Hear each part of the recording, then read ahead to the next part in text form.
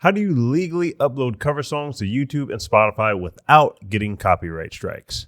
That's what we're going over in today's video. What's up, guys? This is Omari, and this is No Nonsense Music Marketing, the #1 place for music business and industry advice for indie artists and labels alike.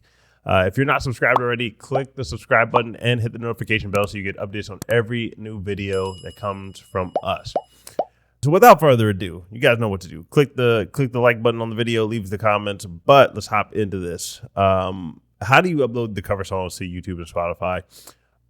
Most artists have a distributor already that has, they make it as easy as having a button on there sometimes of, is this a cover song? So we've come to this stage where if you have a distributor that has that option, that's great for you. You can upload cover songs that way, and they will try to just obtain the licenses for you. But we need to know what's going on behind the scenes so that if you want to do this yourself, you will know how to do this. So we're going to go over 3 ways of doing this. I'll name the first one. I kind of just named it, but going through your distributor. So that can be a TuneCore, DistroKid. I'm not sure if TuneCore does have that, but a DistroKid or somebody like that will have an option that's asked, is this a cover song, and can try to obtain some licenses for you. Or it might ask you, did you obtain the proper licenses in some of your distributors? So just look at the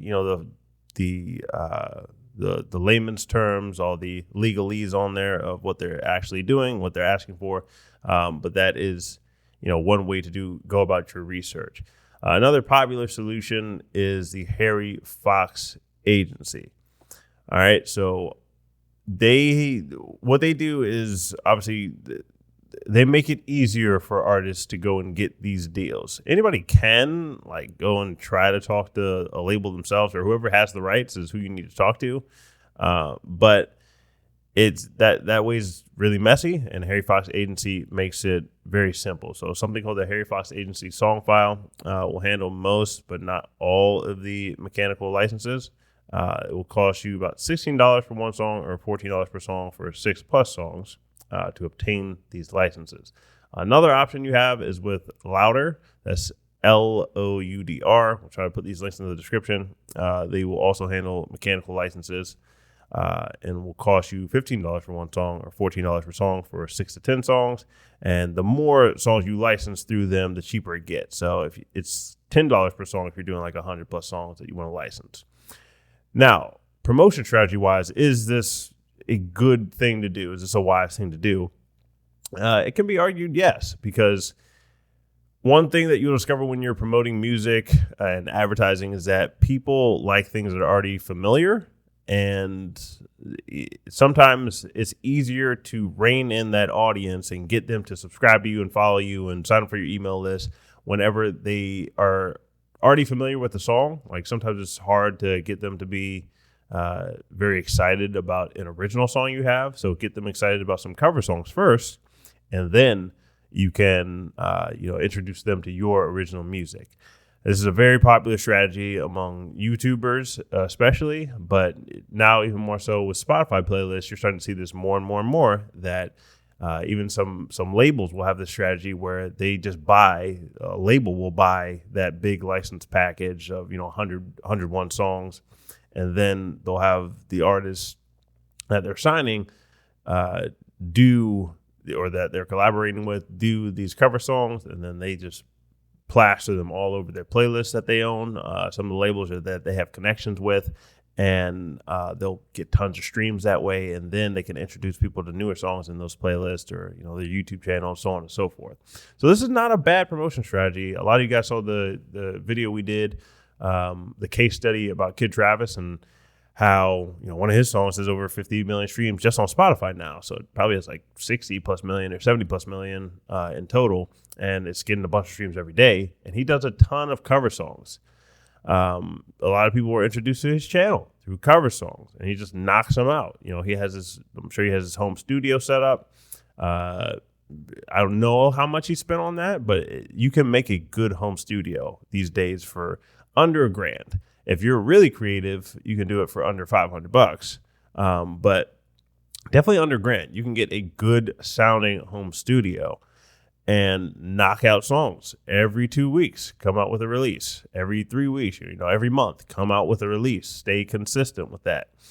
That is a good promotion strategy. So the last one we'll go over is Easy Song Licensing for the agency route. Easy Song Licensing, another company that sole purpose is to make it easy to license these songs. So they broker these deals. Pretty much the same price.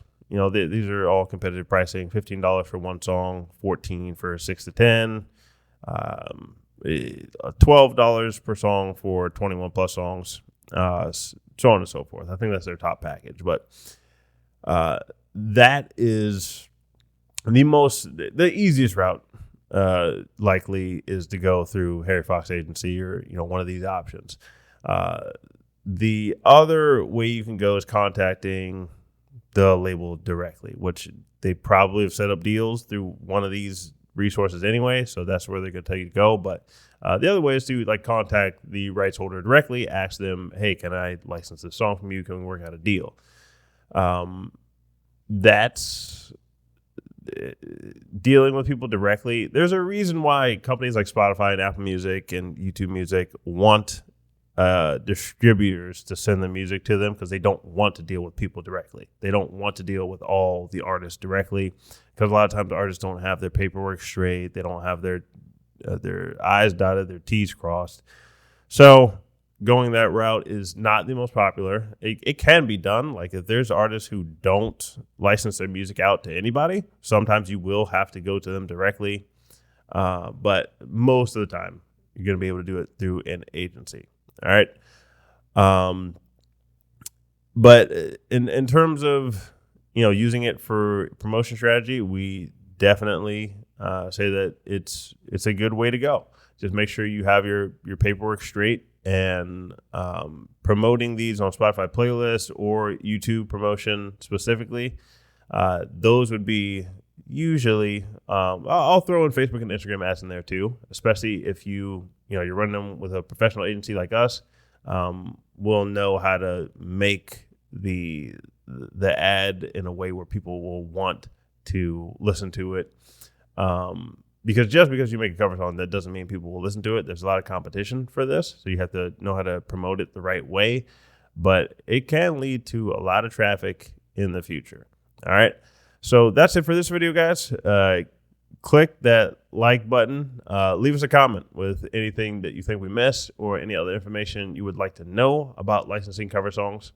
And we'll try to throw those links in the description on the companies that we listed. And also hit the subscribe button and tell a friend about this channel so that they can get help for their music business as well. I'll catch you guys in the next video.